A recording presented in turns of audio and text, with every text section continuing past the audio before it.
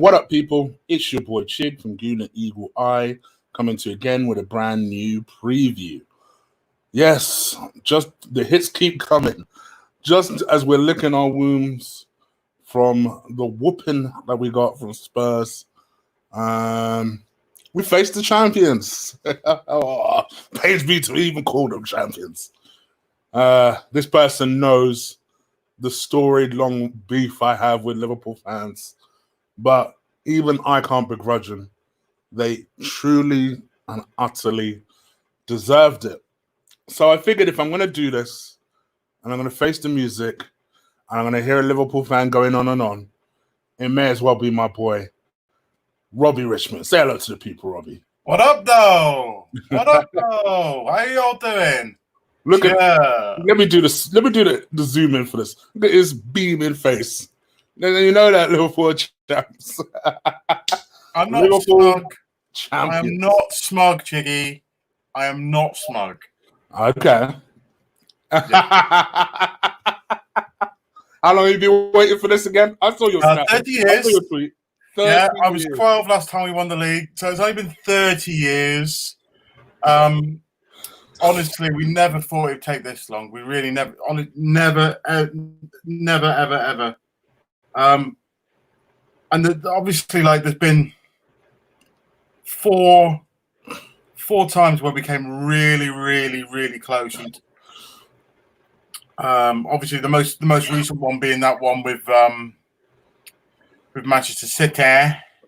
And the infamous slip.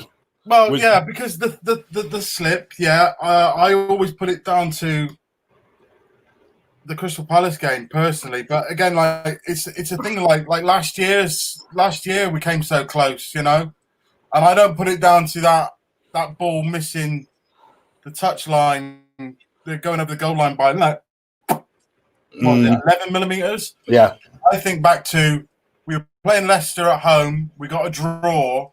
And Naby Keita had the most stonewall, cast iron, nailed on penalty that you ever did see. That you just like, nope, they're not giving it. They're just not giving it. And even like we saw that this weekend, stonewall penalty, not given. We are where we are. That's the intangibles of football. That's why we love the game. That there's things that are going to happen that you just cannot control. Like last year, we couldn't control that Manchester City went on like a 12, 13-game winning streak. There's nothing we can do about sides rolling over. There's nothing you can do about it. So we are where we are. It's took a long time. Like before, the thing about it is like obviously a lot of people go like, oh well, you know, you can't celebrate it. Well, yeah, okay, we can't celebrate it. It still hasn't sunk in for me now. It probably won't until next week when they lift the trophy. And that's when it'll be like, yeah, okay, it's real. It's really real. But you find yourself in a situation where like I look back at it and go like, Boxing Day, when we beat Leicester and we fucking destroyed them, right? That's when we won the league. When we beat Man United at home and we finally had the bottle to sing the song, that's when we won the league. When we beat City at home, that's when we won the league. When we beat Spurs, when we beat you guys, like you could feel like something's building here. But like we're going to talk about it tonight, the correlations between where Liverpool were when Klopp came in and where Arsenal are now. I definitely want to touch on. They're huge, Chiggy.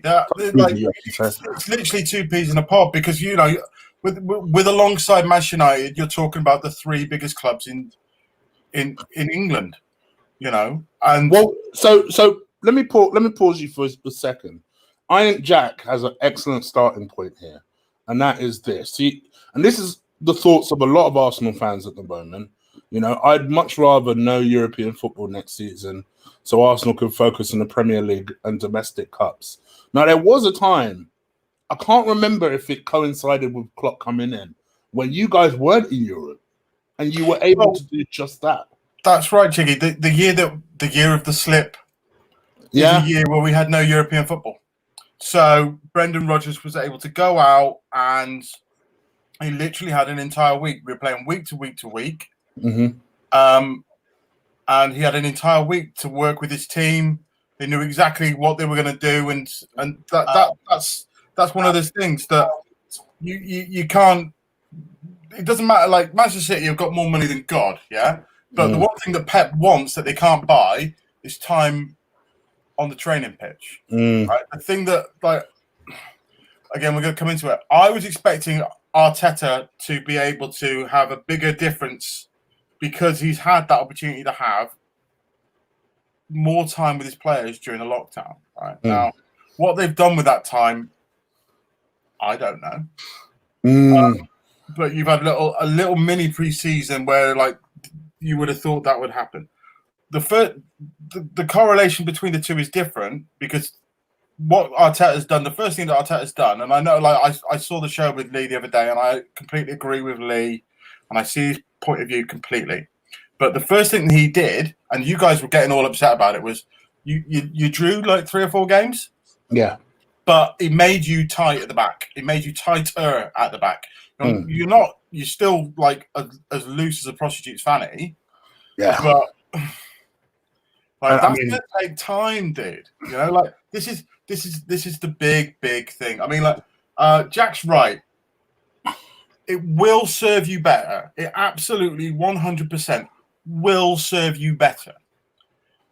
But the other side of that coin is, if it doesn't work and you still don't finish, top 6, you'll be calling for his head, and you'll just go round and round in circles like this. And the grand scheme of things is, I mean, Junior's saying you can't do too much with socially distancing training. Yeah, but they weren't that for. There was 2 weeks where they could train. Plus, like, everybody's had that issue. Yeah, and everybody had that issue. There's stuff like, I'm not talking about like just being on the pitch there, Junior. Like, I understand your point, mate, but I'm talking about this thing. Like, I know it's really hard, and this would be like really dry. If you were a footballer, this would be really dry. But you had to sit there with the analysts, and the analysts are going like, "Listen, Ainsley, we want you to play. Like, just pull a bit deeper short, right? Play in this hole and make yourself more available for these short passes if we play out the back." There's things like that. That's stuff that they can do, right? Now, whether they've done that, I literally don't know, right? These are all like, because when I say it's the oxygen of life for footballers, it's the oxygen of life for managers. The more chances that they get to spend time together working on things is massive. It's absolutely massive. And you, as I said, you literally cannot buy it. There's only so many hours in the day. When Arteta came in, he started doing two sessions a day, didn't he? Is that right? Yeah. So he's quite well known for his hard sessions, almost in a very Wenger style, which is a lot of the reason why Lee calls him Michael Wenger, because he has very short, intense sessions, from what I understand. It's called I don't know if anybody knows about what this is in the chat room. This might be quite new to you. It's called hyperperiodization. Okay. Hyperperiodization works to the concept that you play, if you're playing at like 99% all the time, you should also train at the same levels, right? You should train at the same level as you play, right? So you'll go back to the days where Arsene said we're not tackling in training because we're fearful of getting injuries, right? That's completely out the window. Now, there are sides like Jose's, Pep's, Kloppers, they all do hyperperiodization. It's very, very common in other sports like basketball and rugby, because basically it will attune you to being a better player, a more responsive player, not just a fitter player, but it's that thing about, you know how we've used this phrase more over the last couple of years about rhythm. You will get into a rhythm by playing this way. Now, hyperperiodization is definitely the way forward. But if you've got players that are carrying injuries, you can't hack it. So, like, Liverpool are likely to sell Dejan Lovren and Sheridan Shaqiri this summer. Now, physically, their bodies can't cope with hyperperiodization. They can't, all right? But say someone like Sheridan Shaqiri was just to go to somewhere like, I don't know, like Leeds are going to come up, aren't they? Say he goes to Leeds, right? They'll pay him 125 grand a week. They'll wrap him in cotton wool because they know that they need him fit every Saturday. Yeah? Right? So different players will work in different ways. That's not uncommon. You know, Sturridge D, Danny Sturridge. We knew that he couldn't do hyperperiodization. Now, it won't work for all players, but those that it can work for need to be able to attain that level of fitness, set those standards, and then you play. And again, Liverpool have done that over the course of the last 4 years, right? So that's why players like Adam Lallana's leaving. He's going to Leicester, but he's been really, really important for setting standards in training, okay? Everybody talks about Millie. James Milner's a phenomenal athlete, right? At 34, he probably has 2 more years in him, right? At the very top level, right? Millie could probably play until he's 40. He could go to Leeds and have 4 years, probably, right? But the person that's behind Millie is Adam Lallana. Now, nobody ever talks about that, but he's the one who's going like, these are the standards, these are the standards, these are the standards, and that's why. We have a very good young crop of players coming through, much like Arsenal, which is fantastic.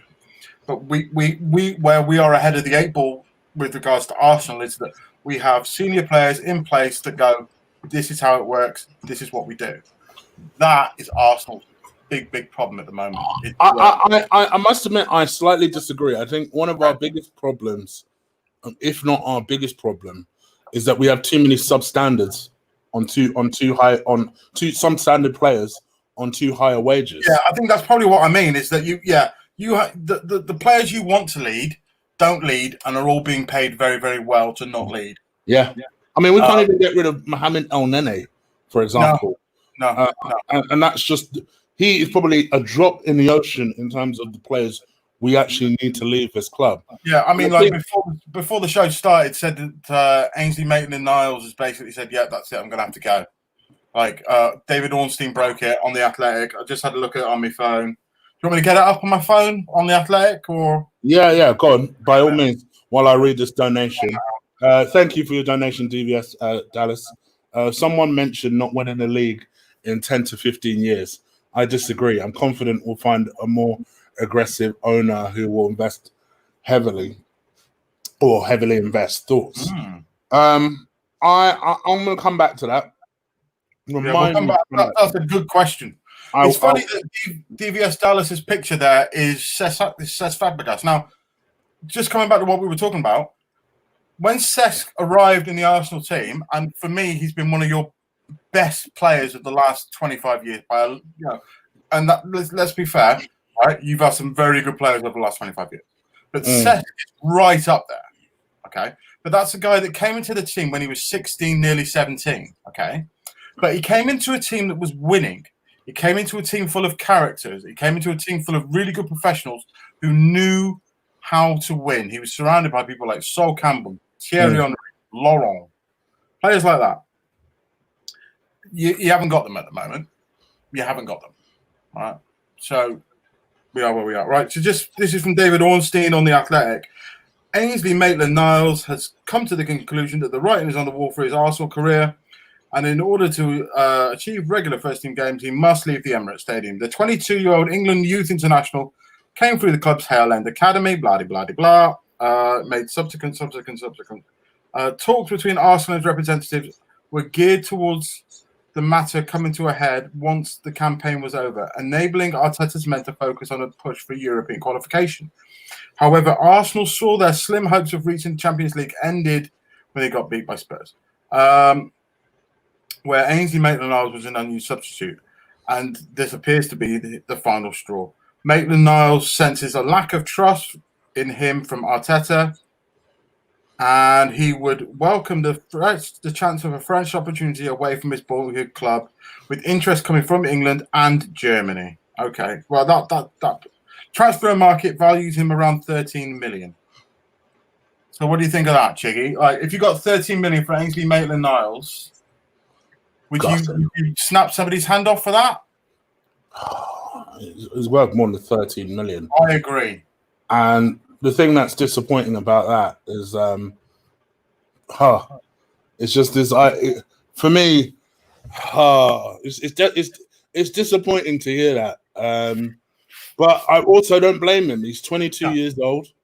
He's at the point in his career where he feels to himself, I deserve more than this. Like I deserve more than this. And he's almost, you know what he is? He's in that Alex Oxlade-Chamberlain space where very similar to Alex Oxlade-Chamberlain, we were using him everywhere and we weren't really developing him because one minute he'd play left back, then he'd play right back, then he'd play right back for a while and then he'd be moved into the middle, which is his actual position. And then he'd find himself on the bench. He'd play well, then find himself on the bench. It just, if you're a player of that, what exactly are you supposed to do? And it's a shame.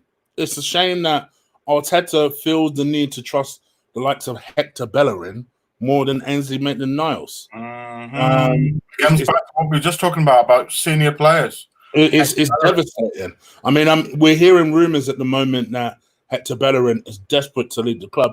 Mate, we're desperate for you to leave. Most of us are desperate for you to leave. You might get, pre-COVID, you'd have got 50 for him easy. Now, you might get... We'll struggle to get 30. 30. We'll struggle to get 30. Yeah. We'll struggle to get 30. But to be honest with you, at this point, even if we get 25, cut the losses and let Hector go. Yeah. And then maybe go and speak to Ainsley Maitland-Niles and say, listen, Hector's going. We would love you to be the guy to step in there and be the guy to secure that right back position. But I don't blame him because it's just this is where for me, and this is supposed going to your earlier point, this is where I start to have serious doubts about Arteta. Now everybody knows I was not a fan of the move from the get-go. Even before we hired Emre, this was supposed to be the move, and I was very against it. I have nothing against Arteta personally. Actually, I'm more kinder to Arteta than a lot of our fans. I didn't think he was that bad of a player for us.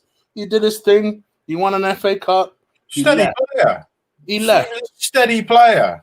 My whole issue with this Arteta appointment is that this feels like an experiment, a vanity project from the board. Oh, well, he's the next up-and-comer. We don't really have any evidence of that, but he's supposedly the next up-and-comer because we have glowing reports. So let's take our supposedly massive club and go and experiment with a novice. To me, that has never, ever sat well with me. That's not about, oh, you have to back the manager no matter what. That's not about, oh, I'm a bad fan because I don't support Arsenal. That is just the concept of that. This is exactly what we're talking about. Never made any sense to me. And for me, this has now been perpetuated by some of the decisions he makes. Like, for example, David Luiz. How do you look at David Luiz? Sure that it's his decision, right? And say to yourself, I really don't. I reckon there's a load of spin coming out about that, dude. And that's the thing for me. That was the thing that it just baffled me that you look at David Luiz and you think, well, that guy warrants a new contract. Rob Holding comes in, finally looks like he's getting with the pace, and finally looks like he's developing into the player that we need him to be. As soon as David Luiz is eligible again, Rob Holding is tossed to the bench. And it's just like, what sort of message does this send to the team? And you want me to back the manager no matter what? The guy needs to start learning from mistakes. And I get it. You're learning on the job rapidly. But as a fan, I don't see you learning from your mistakes. Actually, I see you repeating them. And that, for me, is a huge concern. This is a huge concern. Yeah, again, I come back to the show that you did, the post show, and there was a lot of, shall we say, negative energy in the room when you and Lee were there. And I understand exactly what Lee's right. Lee is right. And again, we come back to where we were before, where Liverpool were when Klopp came in and where you guys are now, because we did the exact same thing. Brendan Rodgers was pretty much untested, right? And we said, we're going to let you learn on the job. Oh, by the way, it happens to be one of the 3 biggest jobs in the country. Right. And that's, by and large, what you guys have done with Arteta. Okay? He is learning on the job. Now, Brendan Rodgers has gone on. He went to Celtic. He's done, I would say, a very good job at Leicester. They are probably not going to finish in the top 4. But if you'd have offered them 6 at the very start of the season, they would have snapped your hands off. Now, that may not be the case at the end of the season. Yeah, they'll be pretty gutted by the end of the season. Yeah, considering how much time they have spent in the top four, and how good they looked before Christmas. There's another side of that where the comparisons are there. That Leicester's squad is very small. The Liverpool squad that nearly won under Brendan Rodgers was very small. There were 2 players that Liverpool tried to buy in the January of that year that they couldn't get over the line. One of them was called Sheridan Shaqiri, and one of them was called Mohamed Salah. We are where we are, right? That's football. Again, the intangibles of football. With regards to Arsenal's position, it is a huge, huge, huge risk, right? The hardest thing that I will say, and this will probably get most of the chat room riled up, right, is as much as your opinion matters, as much as you love the club, they are not going to listen to you. Managers get sacked when big corporations that do sponsorship turn around and say, we're thinking about pulling our money out unless you do something about this. And if you don't believe me, go and look at what's happening with the Washington's Reds. I don't even like saying the word. That American football team that plays in Washington, right? That is being driven by their main sponsor, okay? When David Moyes lost his job at Manchester United, and every Man United fan that I know, Stell and everybody else, wanted him out, it was driven by DHL saying, if you don't get rid of him, we're going to pull the contract. Okay. Now, that is how football is these days. All right. And unless you organise and facilitate your arguments better to the board, nothing's going to change. Now, at Liverpool, we were very lucky with that. Now, because we have the spirit of Shankly and we have the Spoin Cop, because we are organised. And I talk about this every time I come on the show. I am desperate for Arsenal's senior supporters trust members to sit down and have a good drinking session with the guys from Spirit of Shankly. Because unless you guys are organised, nothing is going to happen. Because even when you were all upset about Wenger and should he go, shouldn't he go? You couldn't find like an agreed format of how do we deal with this? How do we, as a group of supporters, make our voices heard? You know, and like that's kind of where you're going to find yourself at some point over the course of the next 2 years with Arteta. It is. Now, I want him to do well. It's really, really important for English football that Arsenal are strong. All right? It's really important. It's really, really important because they are a huge global brand inside of what the EPL are. The EPL is rather around the world. They are a big, big fucking club. They are a big fucking club. Spurs are a big club. I know you don't like me saying that. They are, right? Everton are a big club, right? But all 3 of them are not doing. They've all been basically gazumped by like the new middle class inside the EPL. Wolves, Leicester, Sheffield United have come from absolutely nowhere this year. Will they do that again next year? Probably not, because people will work them out a little bit more. But you can't. It's bad for the game. It's good for the game, but it's bad for the game. You know what I mean? You see where I'm coming from? It's bad for the game that Arsenal are meandering in 8th and 9th with Spurs. It's bad for the game that the North London derby this weekend meant fuck all. It did. Apart from bragging rights between you guys and Spurs, right? It meant fuck all. That's disgusting. That's really bad for everybody. Everybody. From fucking Manchester City and what's going on with them, to Manchester United, to Norwich, to everybody. It's fucking bad because those are, the North London derby is a big fucking game. And by and large, over the course of the last sort of 10 years, it's delivered.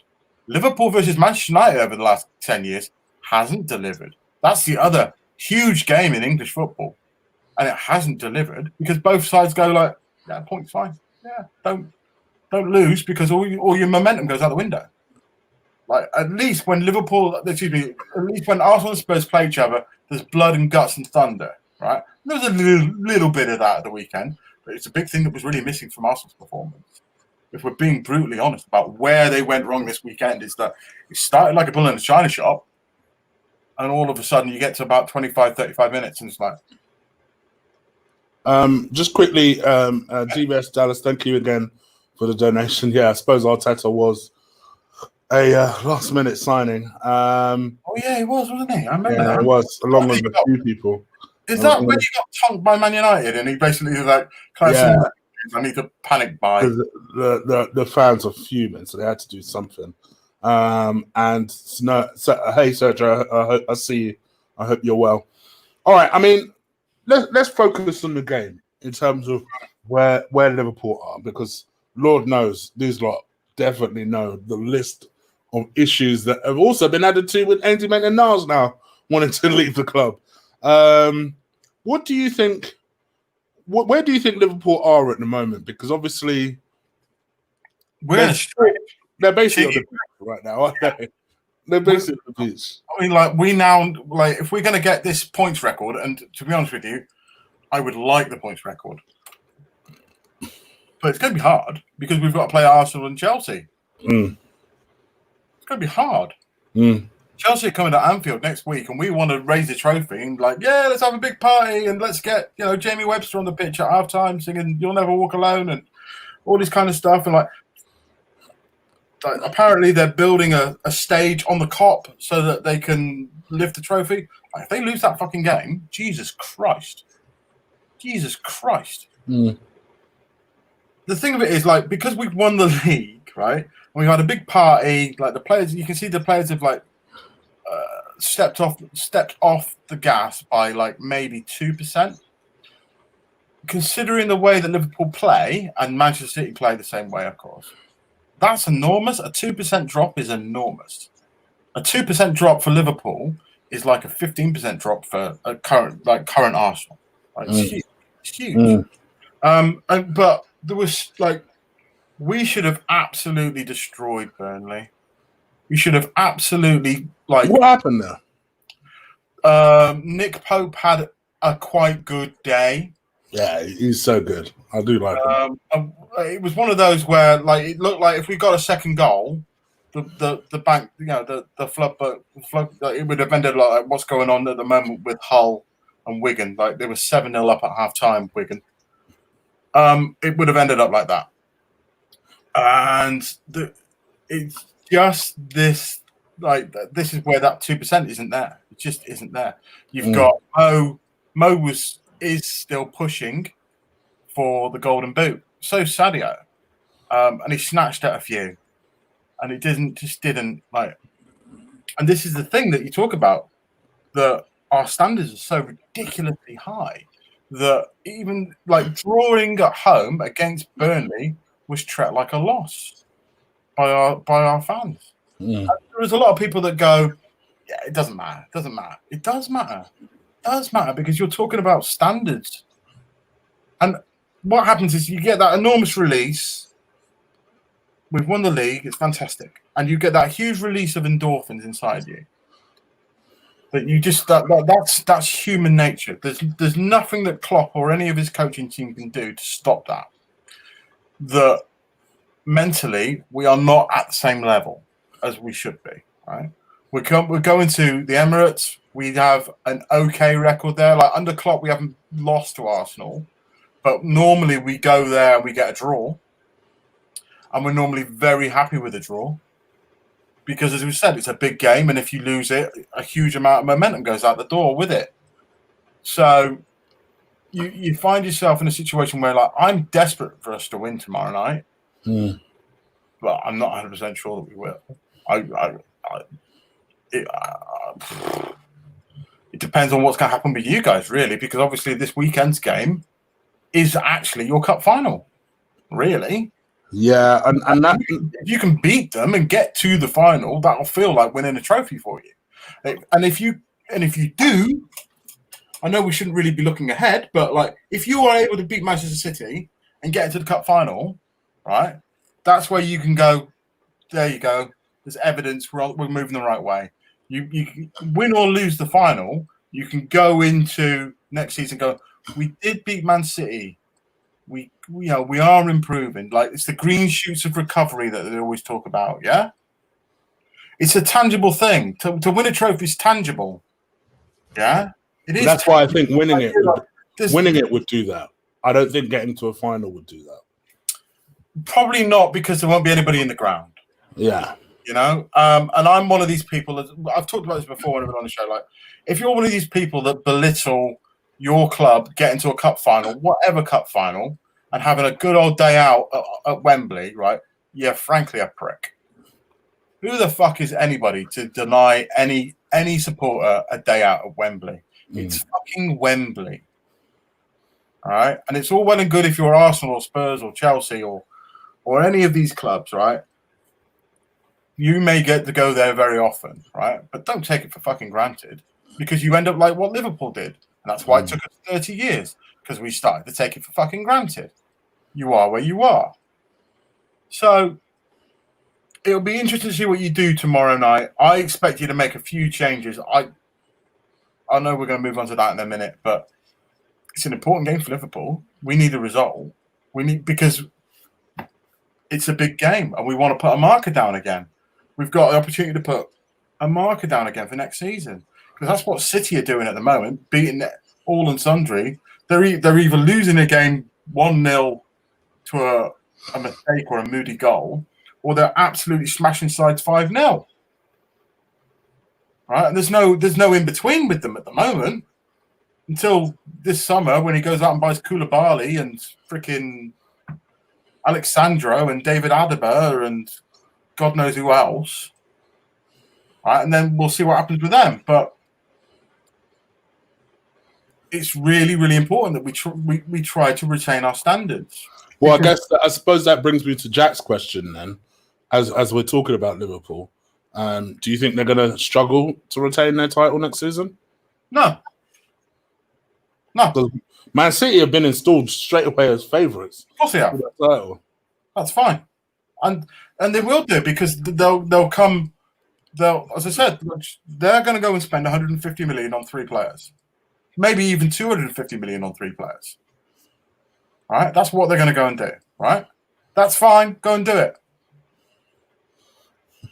Go and do it. Go and spend all that money. That's what you're going to do, right? I know you guys would love to go out and spend 250 million pounds on players, right?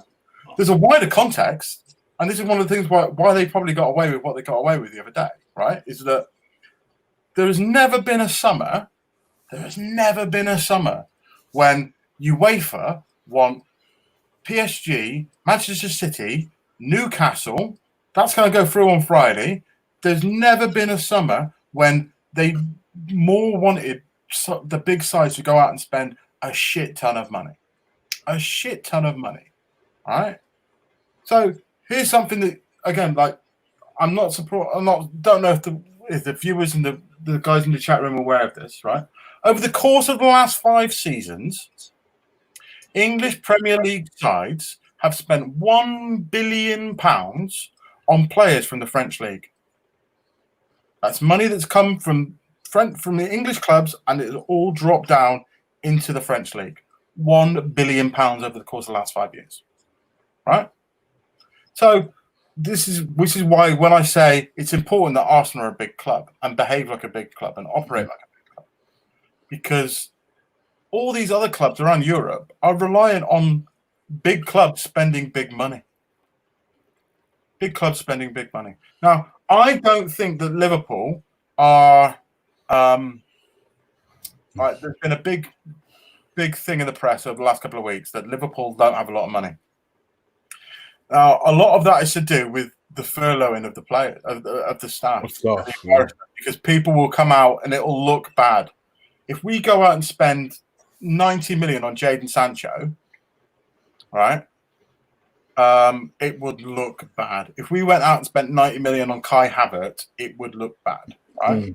The reason why we need him. We need the lad that's just gone to Chelsea, Timo Werner. We need him, because the drop off from Bobby Firmino to Origi to Divock is huge, right? You're talking like, there's Bob, top of my head, there's Divock, right? That's not to say that Divock's not a good player. He is. He will be a Liverpool legend for all time, right? But the drop-off is there. That's huge. The size of my freaking head, yeah? Enormous drop-off. But Liverpool are not prepared to pay £170 million for a player who isn't guaranteed to start. And where we were at the very start of last season, there was a lot of chat that that Mo would probably go. And over the course of the season, that changed. That changed. The way that Mo, this is what I'm quite happy that Liverpool will do well because Mo is evolving as a player. What I've learned this year is that Mo belongs in the pantheon with Graham Souness, Stevie Gerrard, and Kevin Keegan in the very, very top echelon of Liverpool players. He's changed the way he played. He isn't scoring as many goals, but he's changed the way he plays. He's got 19 goals and 9 assists, right? 19 goals and 9 assists. That's still really, really good. Really, really good, you know? And obviously, we play tomorrow night against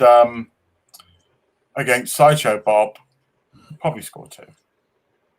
Probably score 2, you know? Because Sideshow Bob. What are you going to do? Sideshow Bob's going to Sideshow Bob, isn't he? Like, it's again, we went through the same thing with Dejan Lovren, yeah? We know Dejan Lovren will make a mistake. You can have a good run in the team. You can put literally the best central defender in the world alongside him, right? And he will still find a way to muster a mistake out of himself, right? And it's the same thing with David Luiz. So there was this thing about David Luiz where I understand why so many so many Arsenal supporters are so upset about signing David Luiz to another year, right? I understand that. Now, the chat that was on The Athletic was that this has been done to facilitate you guys getting Willian. And Kia Jarapchan's the agent for both players, and he's basically said, if you look after David for one more year, I'll make sure that Willian comes to Arsenal. Right? Now, this is a wider context discussion here. Willian is not the player that he was 5 years ago. No. But he's still a very good player. He will not. Arsenal will not be getting peak Willian if he joins. I think he will. Okay, and there will be a load of people going like, Jesus Christ, right in the chat room, like, Willian, fucking hell, oh my God, Willian, oh my God. I'm one of them people. Stop. Just hear me out. Stop. Because this time last year, you didn't want a free signing from Chelsea, who was an England international, and he went to Crystal Palace, and he was a central defender, all right? And he's certainly proven to be more reliable than David Luiz, hasn't he? But here's the thing. Want him. You can't more reliable than David Luiz. You know what I mean? Like, I'm not. I hear what you're saying, but I feel like look at the news that's just come out. Right, Ainsley Maitland-Niles wants to leave because he feels Arteta doesn't trust him. Yeah. What message are you sending to some of them youngsters in the squad if you sell Ainsley Maitland-Niles? And now, don't get me wrong, I would like him to stay. I want that to be heard by people because I don't want them to start talking shit. But ultimately, in the long run, if he wants to go, let him go. We could potentially get a better player. Excuse me. We can potentially get a better player. Hiccup in here for some weird reason. My issue is, what message does that send? If you sell a 22-year-old academy graduate who has all the potential in the world to bringing in another aging Chelsea player, our third one, by the way. Okay. I'm not sorry. It would be our fourth one. Excuse me. I forgot about Ben Ayoun. You've got to. What message does that send? That would be awful. By the way, like Archie says, on 250k. That would be an awful message to send out to them players. I understand where you're coming from. I understand that argument. However, what the problem you've got is that in the same way. Fifth, I forgot about Gallus. Oh my goodness. Gallus, yeah. Okay, listen. Oh gosh. How do I put this, right? Chelsea, right? You have the same thing as like, if you ever got linked with a Spurs player, you're like, fuck off, we don't want him. All right. Okay, I understand that because it's exactly the same with Liverpool and Everton. I would love Richarlison at Liverpool. We're never getting him. I know that, right? I fucking know that. It's not too dissimilar between Arsenal and Chelsea. I understand that. Is that immediately you go, oh, like it's in the chat room, retirement home, Gallas, yada yada yada yada yada yada. Right? I understand all these arguments, but you're not looking at it from with any perspective because you're just getting very, very het up and upset, right? We're becoming West Ham. I understand your arguments. We are. I think it's an excellent comparison. Here's the thing for you, right? No, so Chelsea are doing really well. They probably might just sneak it, right? Maybe, we'll see. But they have got a shit ton of experience going out the door this summer. Willian is super experienced. He has been everywhere. Well, he's been 2 places, but he's won pretty much everything at Chelsea. They're going to lose the big man, Giroud. They're going to lose him. They're losing Pedro. And everybody that they've got, they might even lose Kante. Right? They probably will lose Kante from what's going on. Right?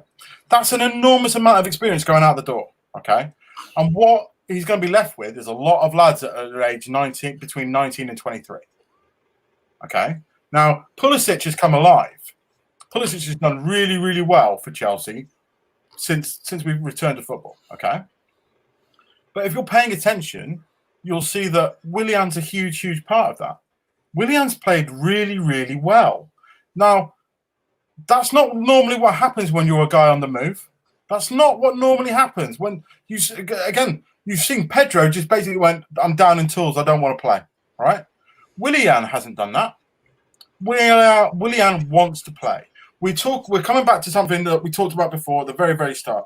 You need to find players with a good attitude, good professionals, leaders, not necessarily ones that wear the armband, but are good sergeants to your captain. Yeah, good sergeants around the room. Right, Willian could be that player for you. Now, there's no absolutes in football, but he could be that player for you. He could be the kind of person that will really help Bakary Saka, that will really help Martinelli. Right? Don't get me wrong. Out of all the people, all the 5 Chelsea players we've had over the years, from your Czechs to your Gallas's to your Benayoun's, so I say 5 people. We've only had four so far. If we were to get Willian, to me, he'd be the best of the 5. Because as people know, if you're a long-time listener of this channel, I've always said, I personally don't want Willian for Arsenal, but I accept he is still a good player. He is still a good player. But I don't like the message that you send to the squad, the mentality that you have. No, I understand that. Bring in these players. And also, what does that say of our £72 million player? That you brought in someone else to play your position? Chiggy, we talked about this last year, mate. The very start of the year. We talked about this at the very start of the year. Arsenal paid over the odds for Pepe, who is a good player. 100%. Next year, you've got to give him a year. You've got to give him a year. Right? Next year, you will probably see the best of him. But you'll be playing him through the middle next year. I think so too. I think he's going to be a number 10. You'll be playing him through the middle, right? I agree. But it's still, the question still bears. You've invested heavily in this player. You're going to now bring in a 33, 34-year-old to come in on high wages. So he's obviously not sitting on the bench to then play a position and complicate the picture even more. We're already trying to cut down on our wages. You want to add to it with a 34-year-old. It just makes sense. It don't make sense. Chiggy, I understand where you're coming from, but again, like it's a case of better the devil you know. If you brought somebody in like Willian, he's played in the league, he knows what he's doing. He doesn't need to bed in like Pepe did last year, who's come from a different league, okay? You guys got Pepe because Liverpool and Bayern Munich both went, fucking hell, not at that price, yeah? That's why you got him, because the bigger clubs above you both went, looks a good player, a lot of money to spend a lot of time on. Right? That's kind of where you are with it because you are down the pecking order right now. That's we are where we are. You know, it's not too dissimilar to the guy at Lille, Victor, the Nigerian kid who looks really, Victor really good. Osimhen. Yeah. Now he's going to Napoli for about 70 million. 70 million euros, right? That's a huge amount of money to take a risk on a 21-year-old player. And it's exactly the same thing as what Arsenal kind of have done with Pepe. Is they've took a risk on. It is a big risk, but with potential, like the long-term gains on Pepe are huge. They are huge, but you're going to have to change the way you play. You're going to have to change your system. And you were going to do that anyway. You know, like, obviously I'm being Captain Hindsight here, right? And I go, yeah, well, you could have brought in Gary Cahill and you'd have all gone, like, the reaction in the chat room is exactly the reaction I expected. And To be fair, I understand that. The Gary Cahill one, I disagree. The Johnny Evans one's the one I think that got away from us. We all were so snobby about Johnny Evans. Johnny Evans coming in. And I hold my hands up. I thought Johnny Evans, very similar to this Willian situation. I thought Johnny Evans was a good player. I didn't think he was Arsenal, for some stupid, foolish reason, standard, whatever that is anymore, right? So I thought that, and you can go to Leicester or whatever. And look at him, he's killing it. He's doing well. He's doing very well. We could only dream of a Johnny Evans now. How much more 3 years ago? Yeah, you can't. It's that thing about you can't differentiate between players that you would say are of Arsenal's caliber, and again, top 3 club in the EPL, no question, one of the big top 3, right? But you are not at that table anymore. Now you're not at the kiddies table either. Yeah, no. You're like the awkward teenager that's being asked to sit at the big table at Christmas dinner. Yeah, that's kind of where you are. And it's not. We're one of the former cool kids. Yeah, exactly. Who's farted in the middle of the hall. You know, and no one wants to be there near them. You're not fighting with Liverpool and Chelsea over the same players anymore. Yeah. You're not. You know, and Manchester City and Manchester United are on a different level after that. You know, you're still fighting for players with Dortmund. You're fighting for players with Napoli. You're fighting for players with Spurs, with Seville. You know. Those are the teams. They're not in our league. They're not in the EPL, but those are your big rivals in Europe for who can you get, who can you bring in. Now, like the other side of the coin is something that we haven't talked about here, right? But Everton have gone and brought in one of the very best managers of the last 30 years, but they're still going to try and ask him to make, oh God, what the fuck is he going to do with that squad? Do you know what I mean? Like they have to spend mega money, and they lost 100 million last year. No, you're right. They lost a lot of money, but he is much more qualified to do that. He should be able to attract players, Chiggy. He's much more qualified to do that. His big name should be able to attract players. Who's going to say, "Oh, I want to play for Arteta"? Well, like, who's doing? I don't know. I don't hate him. People will watch this and they will say, "Oh, there goes Chig hating on Arteta again." This, that, and the other. Just forget my opinion on him. You don't know who Arteta is as a manager. Why would, as a player, let's face it, one of the things we need to do is attract players. Even if, like Robbie's saying, we need to change the way we buy players and the market that we buy players from.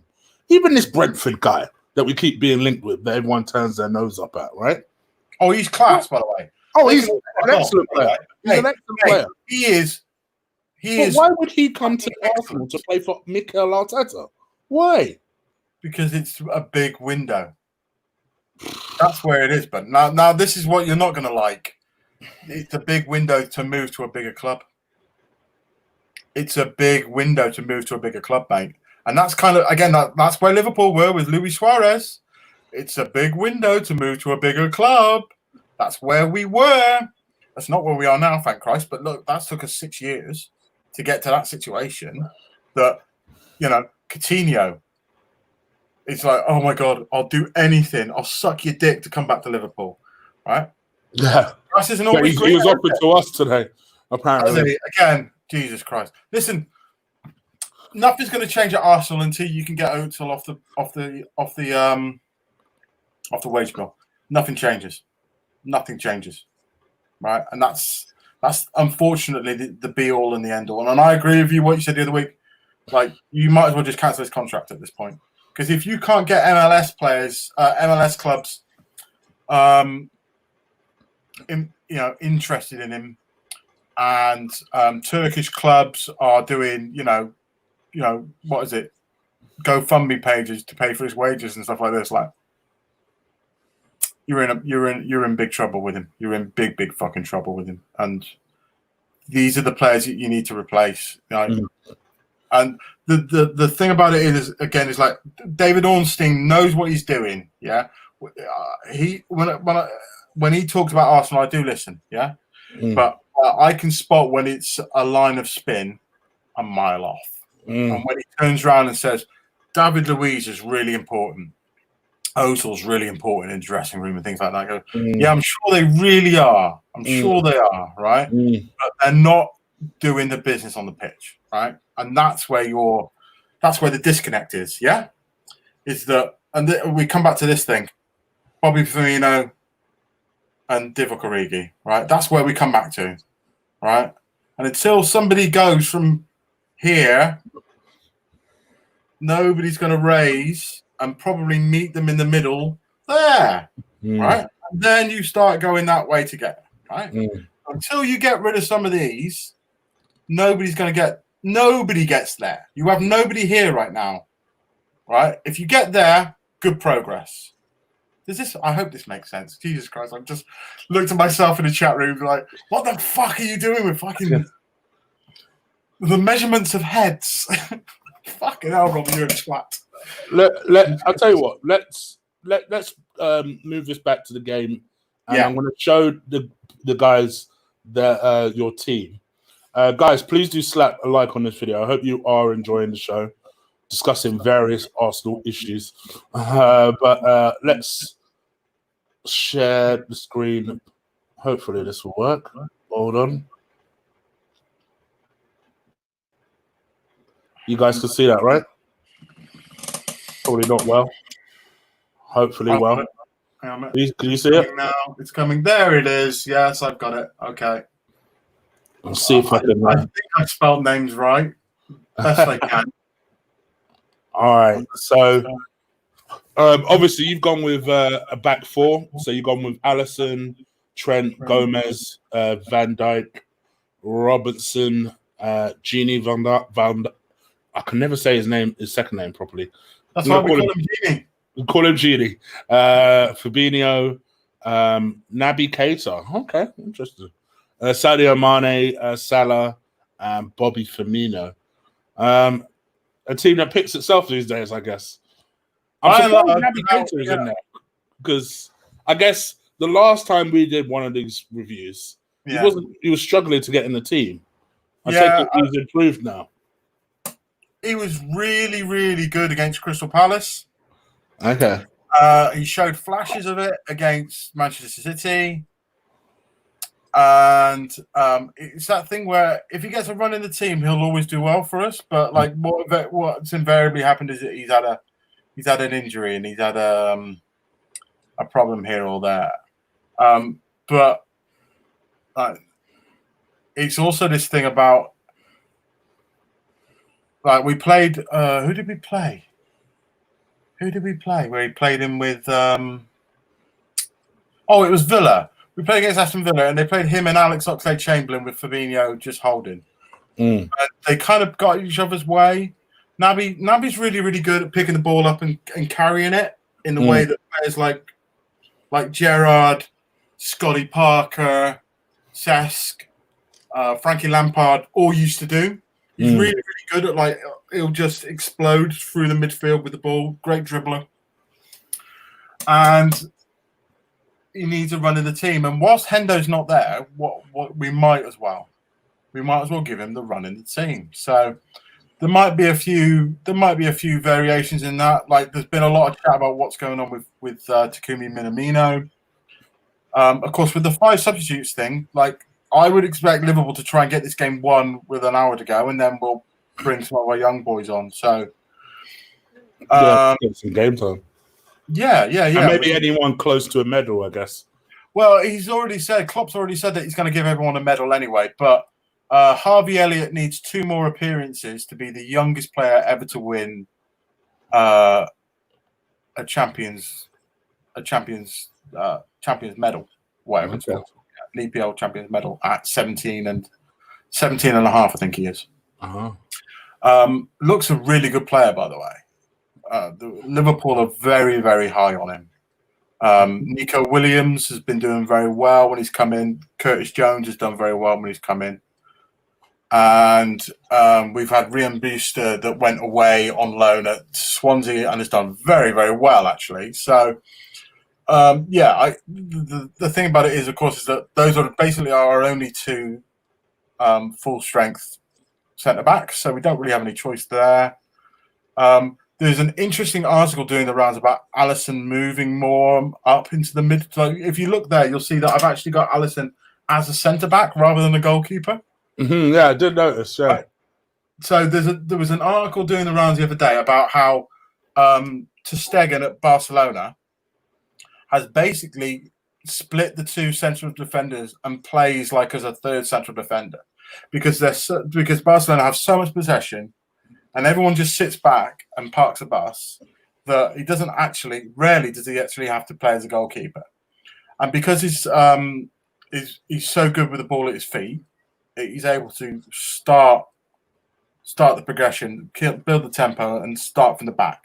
It's kind of like what they did with Mascherano about 10 years ago, but doing it with a goalie. And I like Alisson is very, very good. I've been really impressed with your goalie, by the way. He's had a good run in the team and done very, very well. Yeah, man. So have we. We've we argue. Some of us argue he's better than Leno, to be honest. Listen, I'll say to you, mate. Like there was a lot of talk about Bayern Munich. We're looking at Leno, wasn't there? And they've gone another way, haven't they? Yeah. Leno's a good goalie. He is a good goalie. He's certainly better than Kepa as Kepa at Chelsea. 100%. I've been arguing that for ages. Yeah. So we are where we are. Like I've got that. Andy and Trent basically play on the same line as Naby, really. Yeah. And honestly, sometimes it is 2-2, 4-3 Liverpool, and that's why Alisson can pull forward. Now I've done that because I expect Arsenal not to play Aubameyang tomorrow night. Interesting. I don't expect him to play, and I don't expect Xhaka to play. So we'll see. Tell me your team, pal. Interesting. Okay, cool. In that case, let me stop that, and I'll show you my team. Bear with me. Application. Photos. All right. Okay, so this is my team. It's interesting you say that because I have rotated Granit Xhaka out of my team for that very reason. Let's start from the back. I've obviously made a lot of changes because Tottenham was a calamity. I've gone with Martinez. Unfortunately for Macy, you're not getting in my team. Barring any injuries, you ain't getting in my team anytime soon. I think Martinez is showing. Well, ordinarily, if Arteta was a manager that I would hope he is, he wouldn't just roll Leno back in the team when Leno's fit. Like Leno has to earn his place back. Because for me, Martinez, I think Leno's the better shot stopper. I've always said this, but I think Martinez is better everywhere else, to be honest. So yeah, but and I really like a more complete goalie. I just think he commands his area better. He catches the ball. As stupid as that sounds, it's so wonderful to have a keeper that can actually catch a ball. None of this. No nothing. There's nothing wrong with punching it, apparently. Oh my gosh, he's so old school, and I mean that in the most positive sense of the word. He's so old school. Listen, please, people, don't quote me on this. I know the takeaway, but he kind of has this calmness that is very Seaman-like, which I quite like. It's difficult to explain. Seaman was another one. He was 6'4". Martinez is 6'5". Very calm on the ball. Imposing. Catching. Like Allison, he's very imposing, physically. Yeah. But calm with it. There's no panic. There's no nothing. There's no drama. I can't tell you for how long. Listen, I loved Jens. Jens was the complete opposite of calm.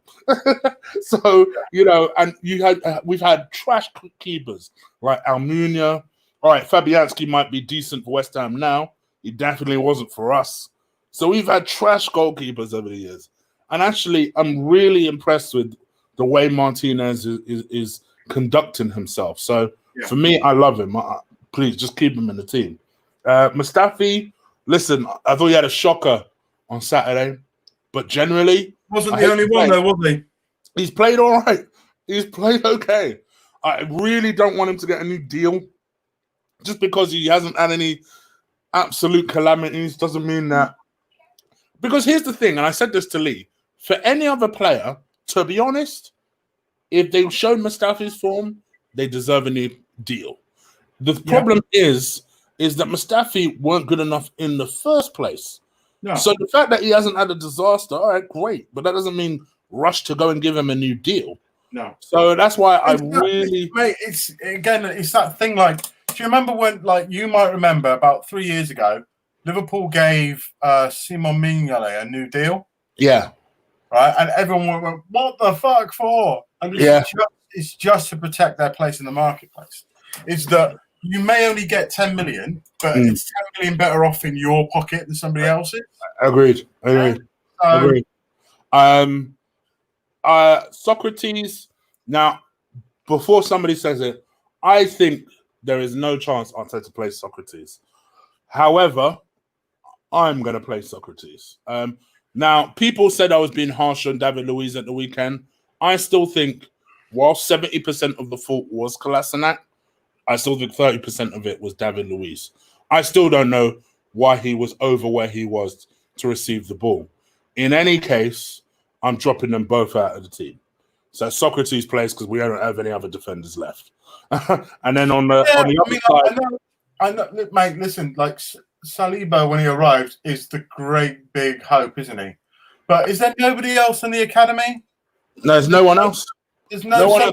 We do have Medley. To be fair, Medley could... There is a chance that if Kolasinac was dropped, Medley could play this game. Because he does occasionally play left back. He is left-footed. He's very imposing. I'm going to say something controversial. I've seen him in the under-23 level. I don't think he's good enough. Just straight up my opinion, I don't think he's good enough. If he proves me wrong, great. I've seen him quite a few times play. I don't see it. Other than him being tall, which is what people seem to like, I don't see what people are so high on, to be honest. But maybe he proves me wrong. If he's going to prove me wrong, that would be a good position for him, to be honest. Yeah. And maybe you put Holding in the middle. That could be an option. Absolutely. But I'm going to put Holding on the left-hand side of that. Left wing back, I'm going to still stick with Kieran Tierney. I know he's played a lot of games recently, but quite frankly, he's catching up from the season. So he could continue going. Needs games. I think he needs games. That's what I'm saying. Just these games. And he needs to build that relationship with Saka. Exactly. And I don't think he's fit at the moment. I still don't think he's totally fit. So I want Kieran to keep playing. Now, this was before the Athletic news. I played Ainsley Maitland-Niles. Now, I hear what other people are saying, that, Cedric should play this game. I think Cedric against Mane is a disaster waiting to happen. That is a disaster waiting to happen. Now, I get that Mustafi's supposed to be there in support, but I think that is a disaster waiting to happen.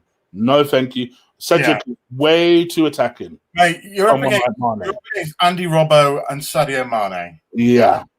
I don't like that combination at all. Sadio's probably going to be like top 5 Ballon d'Or again this year. You know, like, for fuck's sakes, come on. You know. So for me, I would stick with Ainsley. This is where I would love to see Arteta's man management. You've seen my man's come out with a quote. I'd love him to come in, bring him into the room and have an actual sit-down talk with Ainsley. Because if Arsenal are his club, he doesn't want to leave.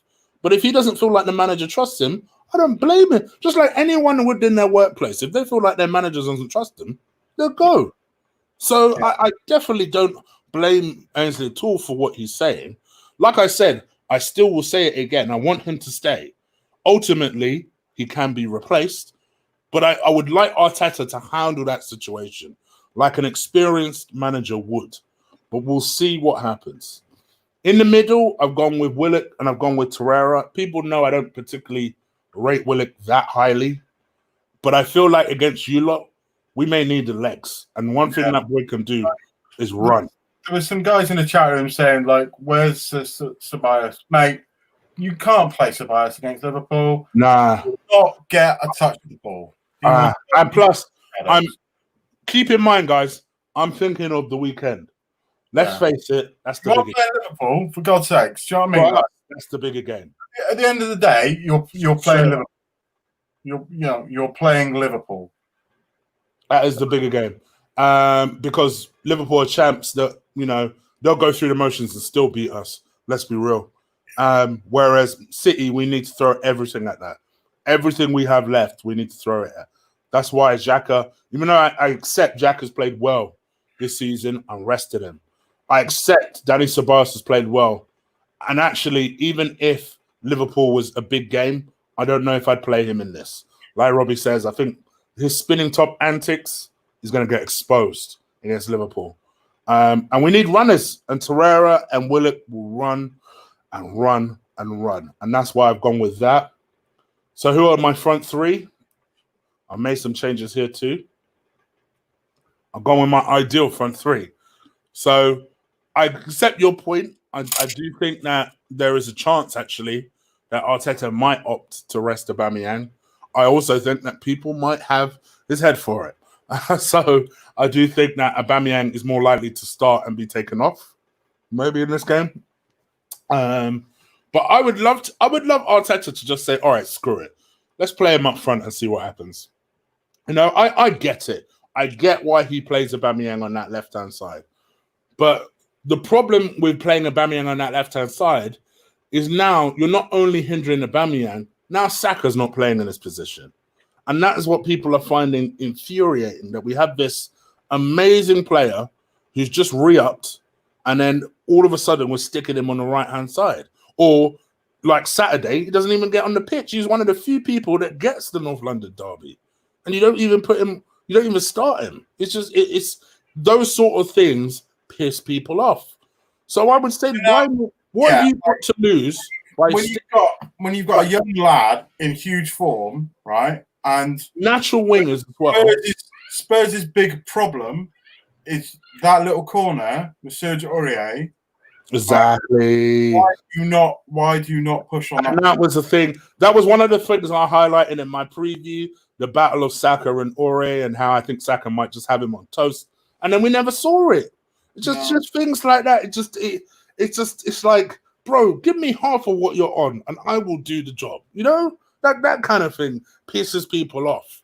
So I'd like to personally see this just to see if it works. We might as well experiment against Liverpool. We're not going to have a lot of the ball.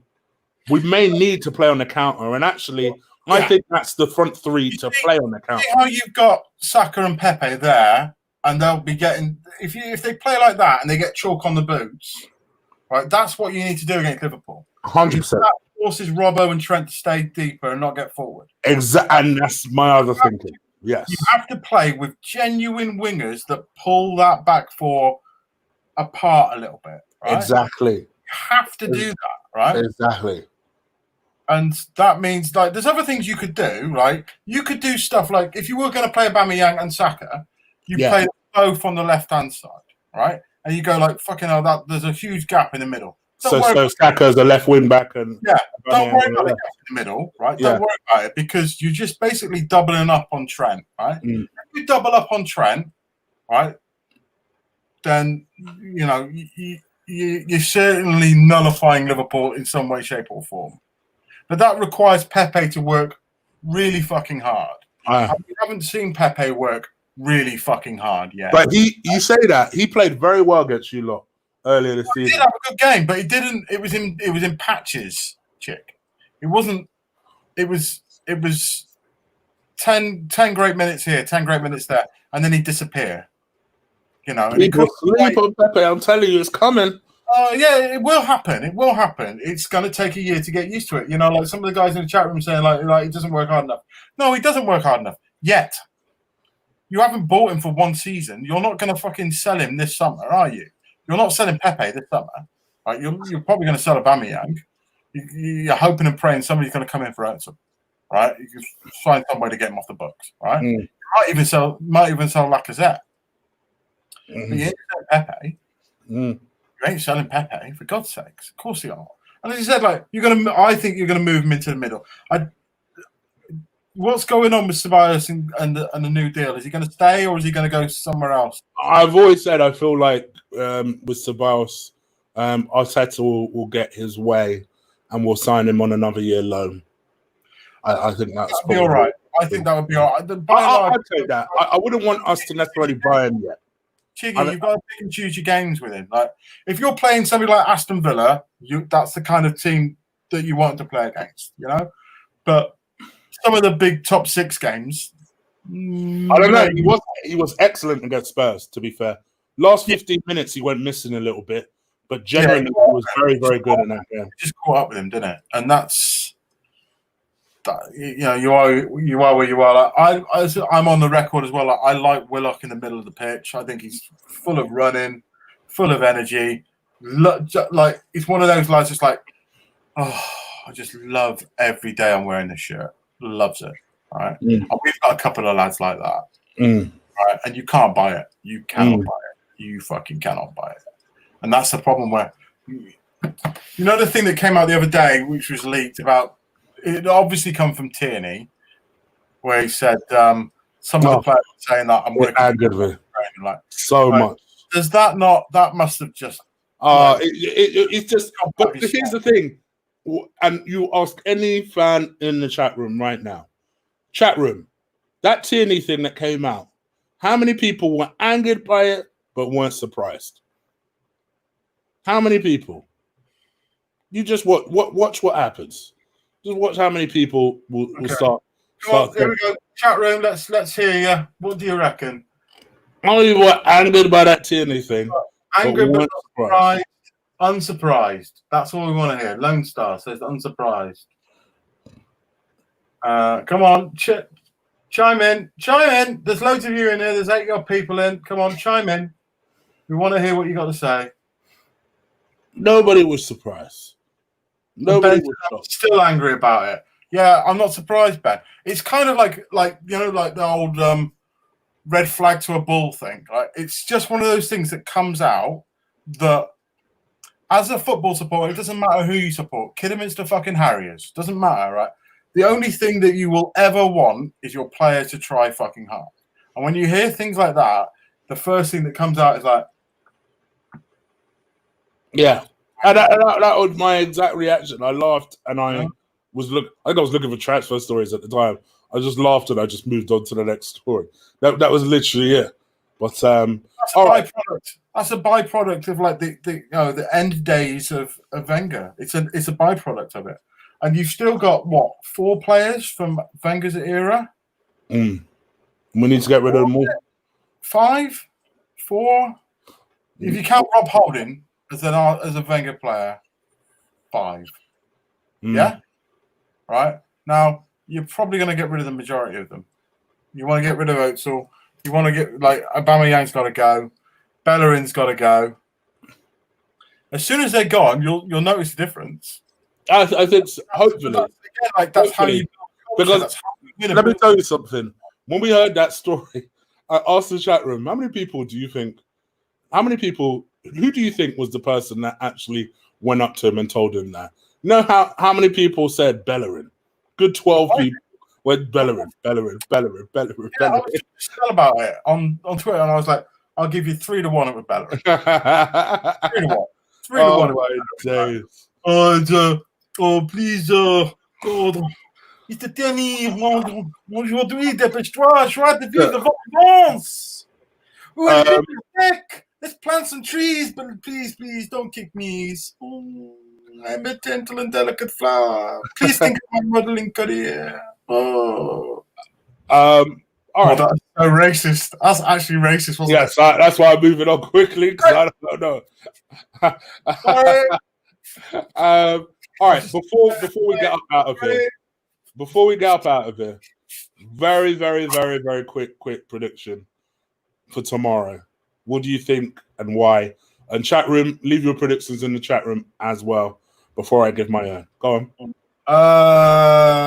I'm gonna go for a fun game with goals. I'm gonna go 3-2 Liverpool. Okay. 3-2 Liverpool, maybe 3-1 Liverpool, probably 3-2. I'll have Arsenal to score first, and then lose from a winning position because, quite frankly, that's what you do at the moment. Yes. We drop points after giving hope. We like dashing hope around our parts. That's basically our MO.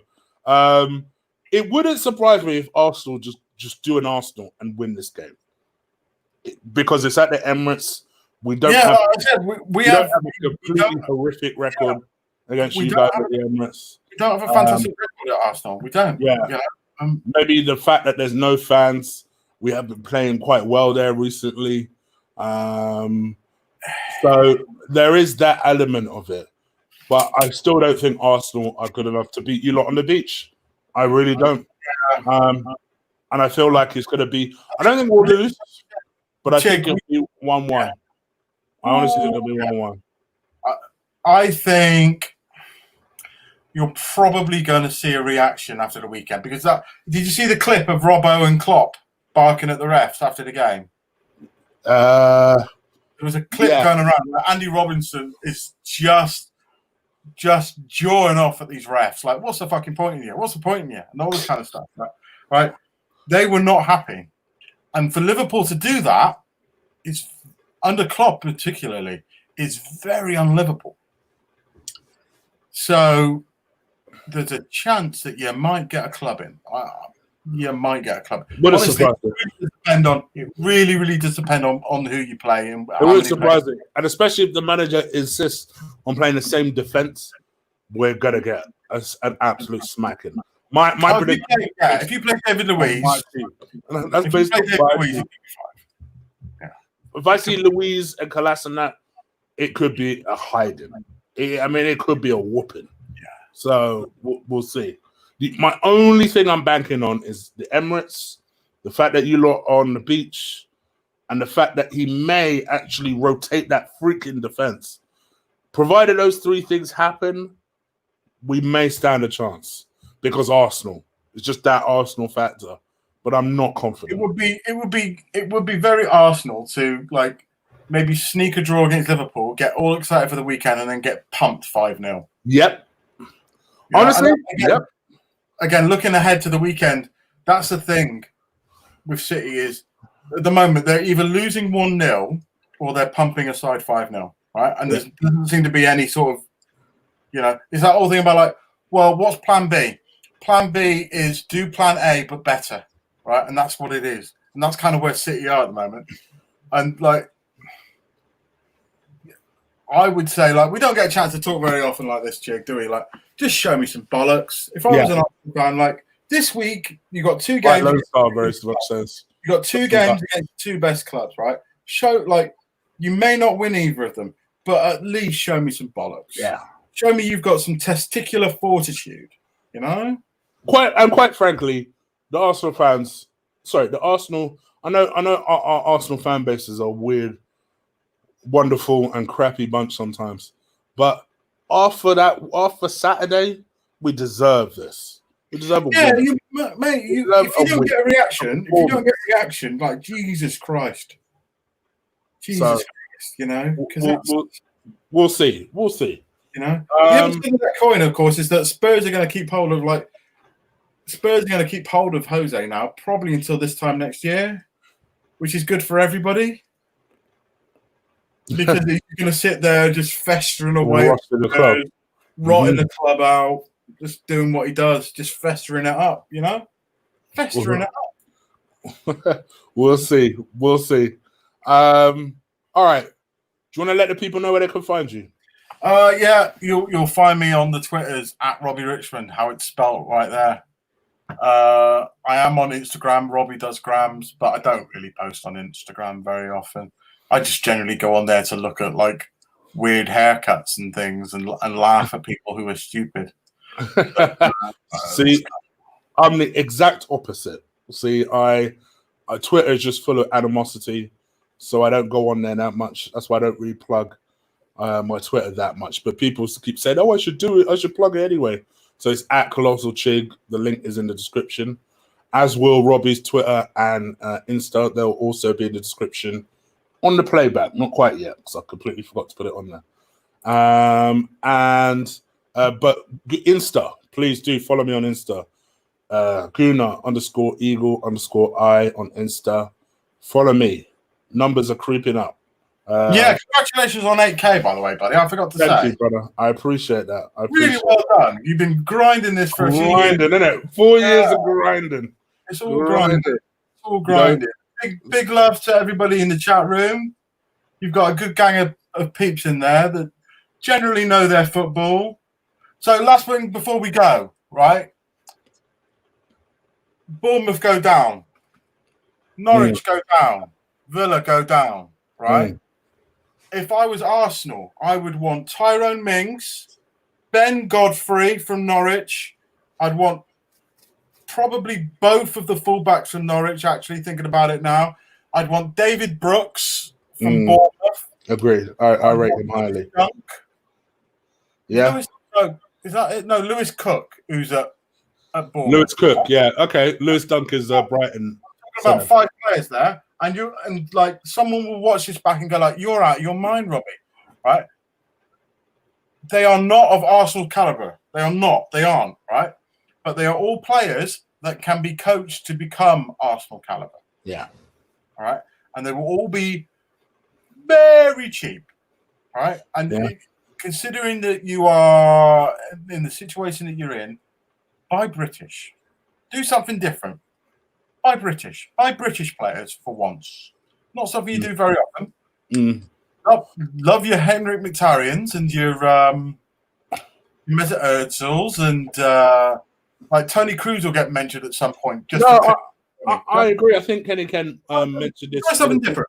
Buy some British players. Kenny Ken mentioned this in a group chat once that I'm part of, where he says that what Liverpool did correctly that we never do. They bought from the Premier League. They bought people like James Milner, Jordan Henderson. People forget that Mane was once upon a time a Southampton player. Yeah. Virgil van Dijk. These are all British, or either British players or British-based players. Even Salah was once a British player. Was once a British-based player. I'm talking about players that know what it takes to play at the very top level. And I'm just saying, like, buying a couple of British lads that will be like that know Arsenal are a big club. By the way, this is my from the relegated teams. Ben Duda's a good player. Yeah, I like Ben Duda. Ake's being linked with going to Manchester City, isn't he? Fraser's tidy. Brooks is like Bournemouth have missed Brooks so badly. As I said, Godfrey's tidy. Like, he'd be a better fourth choice centre back for Arsenal. Ben Godfrey would be a better fourth choice centre back than Mustafi or Socrates or David Luiz, right? Would be. And that's again, like, I know everyone's really, really hot on the young kid. I'm not going to be speaking to you now until God knows when, right? Give that kid a chance. He's going to make mistakes. But he's a young kid who will only get better. You've just got to stick with him when you eventually get him. Yeah, I agree. Let's see what happens, brother. But thank you for coming on, man. It's always a pleasure. Appreciate you coming on, yeah? Yeah, it's always good fun. And let's see what happens. in terms of the game. I know that me and Lee will be doing a watch along as usual tomorrow. Yeah, I might chime in and watch it, particularly if we go 2-0 up or something after. I'm sure you will. Let's just watch Lee have a breakdown again. Just watch me and Lee have breakdowns. Lee will have a rant, and I'm worried about his blood pressure, mate. I really am. Lee will have a rant, and I'll just be quietly fuming in the back while he, because that boy can rant for a good 20 minutes without me saying. Well, he's not wrong, is he? Let's be honest. Come on. He's not wrong about. He's not right about everything, but he's right more often than he's wrong. Right? It's just that he's so matter of fact in the way that he tells people it. Yeah, you know? That's the part people don't like. That's Lee's brand, man. That's Lee's brand. That's what he does. He doesn't sugarcoat it for you.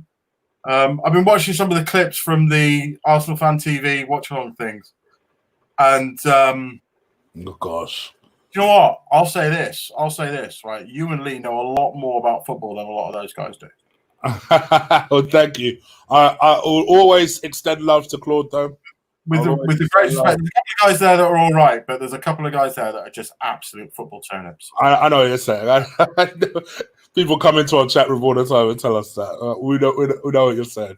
Trust me. But all right, guys, we are going to get out of here. Please stick a like on this video. Please hit that subscribe button if you haven't already.